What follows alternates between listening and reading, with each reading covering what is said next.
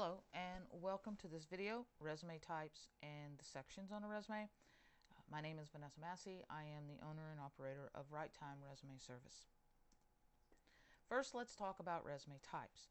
There are three main types of resumes: chronological, skilled, sometimes called functional resume, and a combination resume.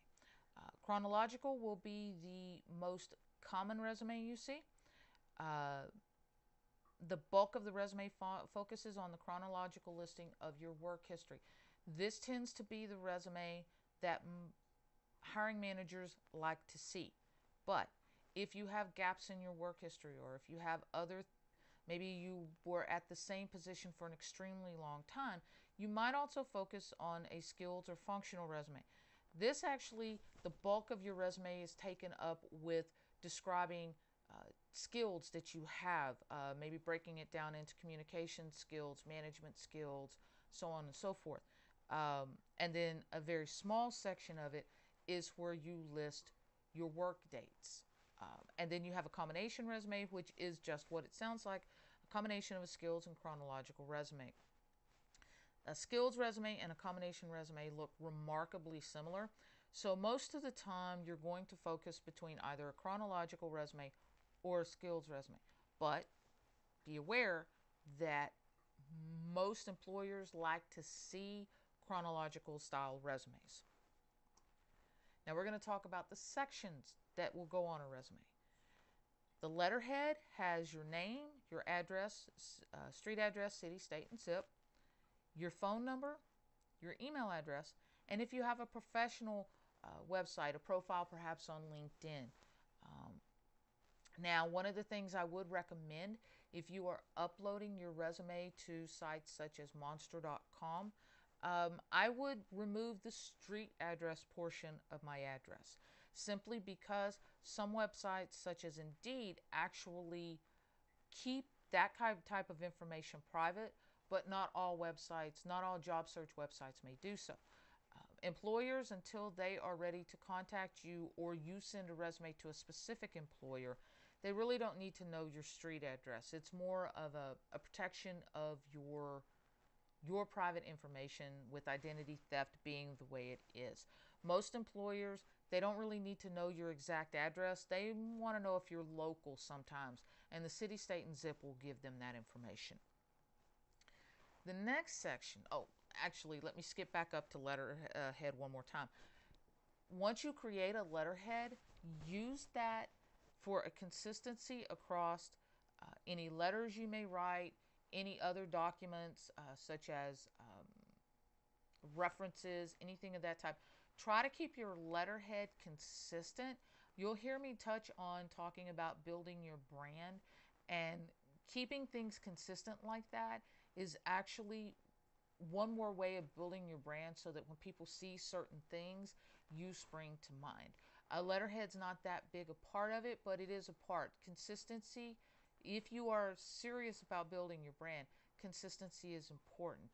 If you have multiple websites for your professional life, such as maybe a Google Plus and a LinkedIn, try to do things like use the same profile picture on those websites, where that no matter what website an employer may be on, your professional profile picture, they'll recognize it instantly.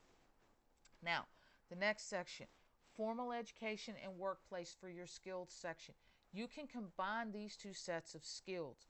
Many times people will either do simply the education portion for skills if they've just graduated college, or they'll just do workplace. You can actually combine the both.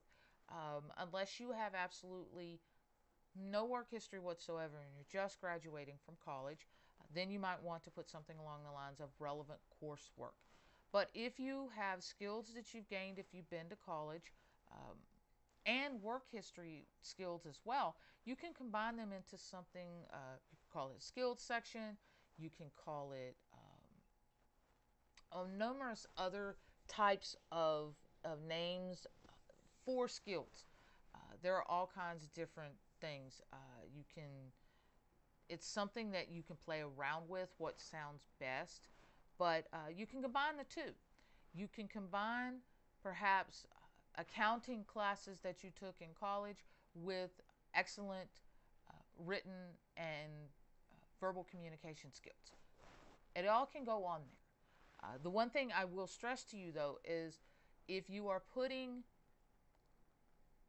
skills that you gained through employment, one of the things I would also suggest to you is when you get down to writing the employment section of your resume, that you have examples to be able to put in that section as well. Because it's one thing just to list it, it's another if you can actually show them how you use those skills. Now, the next section is your education. I want to go over a couple of different things here.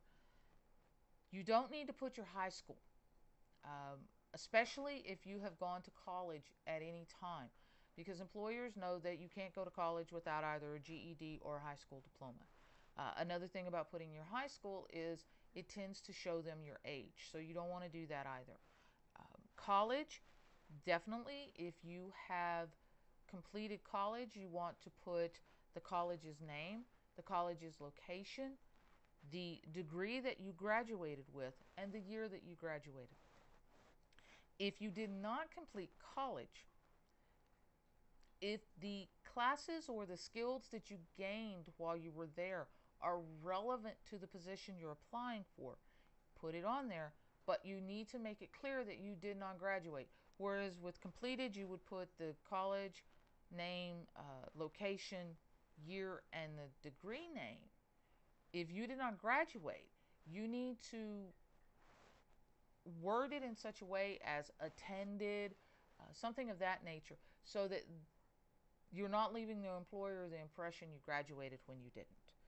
That's something lying on your resume, and we'll talk about that in another section, another video of this series about why it's so important to tell the truth. But you can list the classes, but I would not list them unless they're relevant to the position that you are applying for. Now, work experience. You need the name of the employer address, but the city and state only. You don't need their street address. You don't need a telephone number. You don't need a zip code, nothing like that. You need your job title, and you need the dates that you worked, month and year only. We'll talk more about how to format these different sections in the next video. But you want to make sure you have this information. You don't ever want to leave off a job title or leave off an employer name or where they were at. You definitely don't want to leave the dates off. I have seen resumes where people completely drop the dates of their work history off of each position. That is a major red flag to an employer. They're going to wonder why you would not put the work history dates. So these things need to be on your resume. Next section, if you have any certificates, licenses, or certifications, put the name of the license, the certificate, what have you, expiration date if there is one. If you have a license that is relevant to the position and say it's been expired for 6 months, go ahead and put it on there, because that's the type of thing, perhaps if you are an MA and your CPR license has expired, but it's only been expired for 3 to 6 months. That's something they know that you can get relatively easily. Now, if it is, say, a Microsoft certificate that is 10 years old, there's really no point in putting that on there if you have not kept it current. Simply because they will look at it and say, if it's 10 years old, that's almost dinosaur years.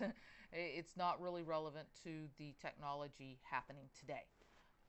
Then you want to put your volunteer experience, the name of the organization, the title if you had one, and the dates that you volunteered.